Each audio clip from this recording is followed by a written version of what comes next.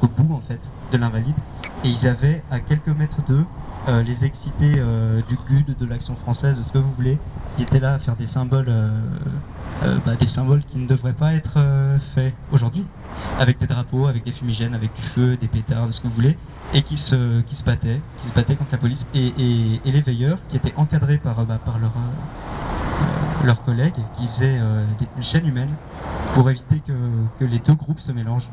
Et voilà, c'est hyper important de continuer cette action-là. Ce que tu dis. Oui, on a oublié un détail aussi qui est pas le moins important. Quelque chose qui est assez choquant, c'est qu'on a vu des barrages policiers faire le tri, très clairement.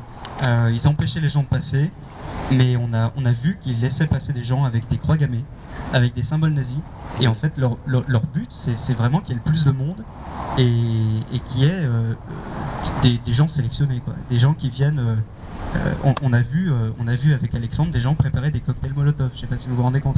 Et enfin, c'est Sous les yeux de la police, qui faisait rien et par contre qui, nous par exemple, nous baladions, nous ont empêchés de sortir par là où on voulait et nous ont redirigés vers une autre sortie. Alors que sous leurs yeux, certains étaient en train de préparer des cocktails Molotov. Oh, c'est pas vrai. On a vu un gros barrage policier aussi assez large s'ouvrir et laisser passer en masse des gens, n'importe qui, des pères de famille, ce que vous voulez, tout le monde, puis se refermer.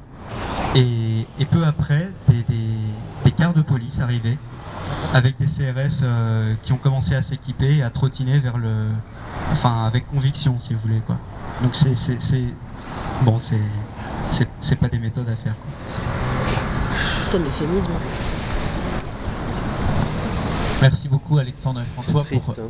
ce témoignage brûlant. Alors C'est triste qu'ils voilà, c'est dur, c'est terrible de se dire que dans un état de droit, on en arrive là pour décrédibiliser un mouvement unique, comme nous l'a dit notre ami grand-père tout à l'heure.